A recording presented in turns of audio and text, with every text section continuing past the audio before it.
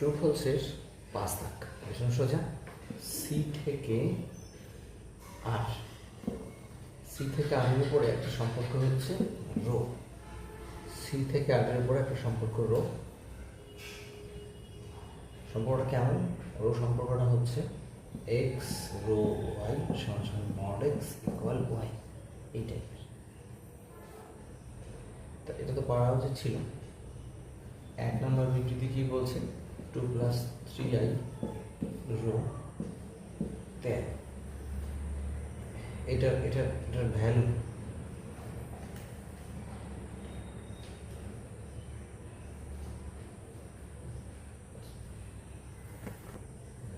তা এখান থেকে দেখো বলছে এটা যদি হয় এই ওপরের নিয়মে, তাহলে ইমপ্লাই দ্যাট এটা মানে হচ্ছে মড এক্স, মানে প্রথমটার মড, যেই করি প্রথমটার 2 + 3i, এই প্রথমটার মড সমান নাকি দ্বিতীয়টা মানে হচ্ছে ওয়াই 13। এটা কি সমান হয়? দেখো তো দেখি সমান হয় কিনা। এটার মড করলে কোথায়? এটার মড করলে কোথায়? √4 + i বাদে 3 স্কয়ার, তাই তো? 9 √13 নট ইকুয়াল টু পাশের 13। হ্যাঁ, তাহলে পরিষ্কার দেখা গেছে এখানে mod x not equal to y হচ্ছে, তাই না? মড এক্স এর স্কোয়ার ওয়াই এর সমান, কিন্তু মড এক্স মানে তো এটা রুট দিয়ে এটা মড এক্স, এক্স মানে এইটা, ওয়াই মানে এটা। এদিকে দেখো, এক্স মানে এটা, ওয়াই মানে এটা, তাই মড এক্স মানে এটা করলে এইটার সাথে সমান হওয়ার কথা। এই যে এক্স, এটার মড করলে এটার সাথে সমান হওয়ার কথা দেওয়া আছে, তা তো হয়নি। তাহলে 1 মিথ্যা। বিবৃতি 2 এটাই আছে 1 + i সিগমা 2। এখানে বলছে, তাহলে দেখি এটাও সত্যি কিনা। এটা মানে তোমার সেই এক্স, এই যে এক্স রো ওয়াই এর মানে হচ্ছে মড এক্স ইকুয়াল ওয়াই।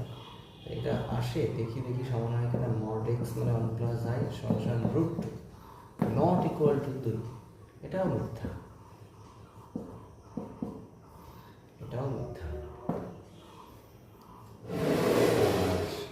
এরপরে 3 লাখ কি বলছে? i সিগমা 1 মানে i এর মড করলে কত হয়? 1 এর স্কয়ার মানে 1 ইকুয়াল টু 1, তাই না? এই পাশের 1 এর সাথে সমান হয়েছে। তাহলে এটা একমাত্র সত্যি বলছে। কেস বেস্টের 1 এর 3 দাগ। এ দেওয়া আছে, বি দেওয়া আছে, আর হচ্ছে এরকম a + b যে গুণ হবে, সেই গুণের থেকে যে পদগুলোর প্রথমটা বড় দুটো ছোট সেগুলো এখানে আসবে। দেখলেই বোঝা যাচ্ছে 2,1 আসবে, 3,1 আসবে, 4,1 আসবে, 5,1, 5,4 আসবে, আর 6,1, 6,4 আসবে, 7,1, 7,4 আসবে। তাহলে আমাকে বের করতে হবে আর ইনভার্সের ডোমেন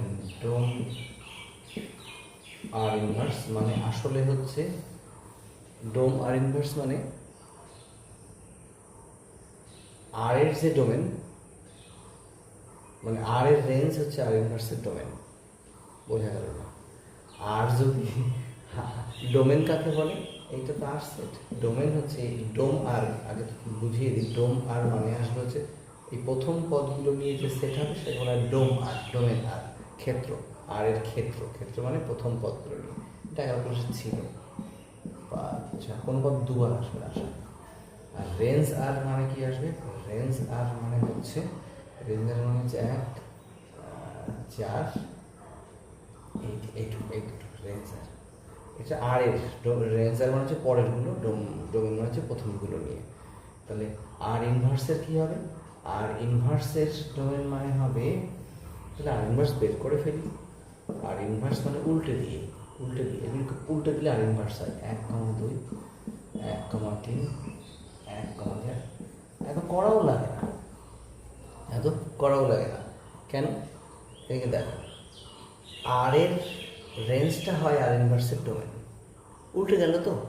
তাই এর যেটা ওখানে ডোমেন চাইছে, তাহলে এই সেটের যেটা রেঞ্জ ছিল, এই সেটের সেটা ডোমেন হয়ে গেল। রেঞ্জ মানে হচ্ছে পাল্লা, অর্থাৎ পরেরগুলো যেগুলো ছিল ওইগুলোই তো আগে চলে আসছে। তার মানে এর রেঞ্জটা হবে এর ডোমেন কত সেটা। তাই ডোম আর ইনভার্স মানে হচ্ছে এই সেটের রেঞ্জ মানে 1 আর আছে 4, আর কিছু নাই। ওটা লেখাও লাগবে না, এটা হচ্ছে 1,4। এ সেটের উপর একটা সম্বন্ধ আর, তার মানে বোঝাই যাচ্ছে এ ক্রস এ করা হয়েছিল, এ ক্রসের একটা সাবসেট আর। এখানে প্রথম একটাকে দেখা যাচ্ছে 3,3 ডাজ নট বিলংস টু আর, তাই সসম হবে না। 3,3 নাই তো, কোথায় আসে সসম? গেল। 2 নম্বরে বলছে প্রতিসম নয় কেন? প্রতিসম নয় কেন? কারণ 1,2 এর উল্টোটা নেই। দেখাও ওদিকে, 1,2 এর উল্টো হচ্ছে 2,1, 2,1 ডাজ নট বিলংস টু আর, তাই প্রতিসম নয়। এই দেখো, এর উল্টো এটা আর এর উল্টো এটা আছে, এদের উল্টো হয় না, উল্টো মানে দুটাই, কিন্তু এর উল্টো হয় যেটা নেই। 3 নম্বর হচ্ছে আর সংক্রমণ নয় কেন? 1, 2, 2, 3, 1, 3 নেই। দেখো 1, 3 নেই, ভালো করে বুঝো, 1, 3 নেই, তাহলে সংক্রমণও নয়, সংক্রমণ নয়। এই দেখো 1, 2, 2, 3, তাহলে 1, 3 থাকার কথা ছিল, 1, 3 থাকলে সংক্রমণ বলতাম, সরি নেই, তাই সংক্রমণও নয়। ট্রু ফলসের 7 দাগ। ওর একটা মূল বিন্দু, এখানে একটা পি আছে, এখানে একটা কিউ বিন্দু আছে। পরিষ্কার বাংলায় বলেছে এটা আর এটা সমান, ওপি সমান সমান ওকিউ। সসমর ক্ষেত্রে খুব ন্যাকা ন্যাকা মনে হবে অঙ্কটা। সসমর ক্ষেত্রে পি কমা কিউ যদি একই বিন্দু হয়ে যায়, পি কমা কিউ একই বিন্দু হয়ে গেলে নিশ্চয়ই ওপি সমান সমান ওকিউ, এই রুলটা মেনে চলবে। অর্থাৎ পি আর কিউ যদি একই বিন্দু হয়ে যায় তাহলে তো এই নিয়মটা মেনে চলে, ওদের গিভেন নিয়ম মেনে চলে। তাই অতএব এই এই সম্পর্কটা হচ্ছে সসম সম্পর্ক, সসম সম্পর্ক, সসম হবে। লজিক্যালি আর একবার বলি, সসম সম্পর্ক ক্ষেত্রে কী করছি, পি আর কিউ এই দুটো বিন্দুকে সেম বিন্দু ধরে নিচ্ছি। সেম বিন্দু ধরে নিলে এই শর্ত মানছে, অবশ্যই মানছে, তাই সসম হবে। লেখা মনে হচ্ছে। প্রতিসমর ক্ষেত্রে দেখো, প্রতিসমর ক্ষেত্রে ব্যাপারটা হচ্ছে P R Q, O P সমান সমান ও কিউ, তার মানে ও কিউ সমান সমান ওপি। অর্থাৎ এই দূরত্বের সাথে যদি এই দূরত্ব সমান হয়, তাহলে এই দূরত্বের সাথে এই দূরত্ব তো সমান হওয়ার কথা, তো উল্টোটাও তো সমান, তাহলে আর এই সম্পর্কটা হচ্ছে প্রতিসম, প্রতিসম সম্পর্ক হবে। আরেকটা হচ্ছে সংক্রমণ কিনা।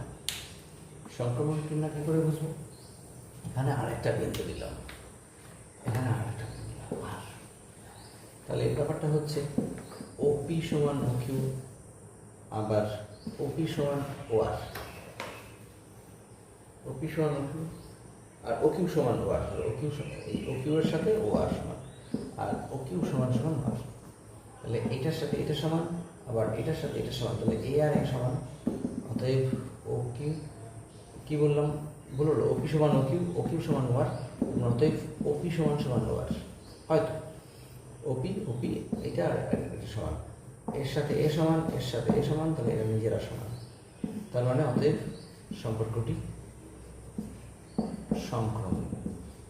ঠিক এইভাবে যেমন দেখলাম, এইভাবে কথায় লিখে করতে হয়। এমসিকিউ বলে একটু কম লিখলাম হয়তো, কিন্তু বিষয়টা এই।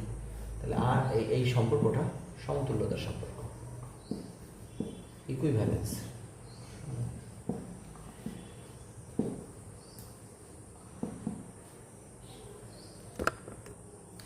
এখন আমরা সবথেকে গুরুত্বপূর্ণ হায়ার ম্যাথমেটিক্সের সবথেকে গুরুত্বপূর্ণ অংশে ঢুকছি। This is call mapping. Mapping জিনিসটা কি? ম্যাপিং জিনিসটা হচ্ছে একটা নিয়ম অনুযায়ী, একটা নিয়মের সাহায্যে এ সেটের সব পদগুলিকে, এ সেটের অল পদগুলিকে বি সেটের কোনো না কোনো পদের সাথে আলাদা আলাদা হতে পারে, দুটো পদের সাথে যুক্ত করে, একাধিক পদের সাথে হতে পারে, না একাধিক পদের সাথে হতে পারে না। এ সেটের এখান থেকে একটা পদ এর একটা পদের সাথে যুক্ত হবে, অথবা এর একাধিক পদ এর একটা পদের সাথে যুক্ত হবে। এই কোনো একটা নিয়ম মেনে, এর একটা নিয়ম, সেই নিয়ম অনুযায়ী যদি যুক্ত হয় তাহলে সেই নিয়মটাকে এ সেট থেকে বি সেটে একটা ম্যাপিং বলা যাবে। খুব ভালো করে বুঝতে, এর প্রত্যেকটা পদকে ওর পদের সাথে যুক্ত করতে হবে। এর কোনো পদকে ওর একাধিক পদের সাথে যুক্ত হবে না। অর্থাৎ এখানে 1 to 1, অর্থাৎ একটা পদ একটা পদের সাথে যুক্ত হতে পারে। 2 মেনি, মানে অনেক পদ একটা পদের সাথে যুক্ত হতে পারে। 3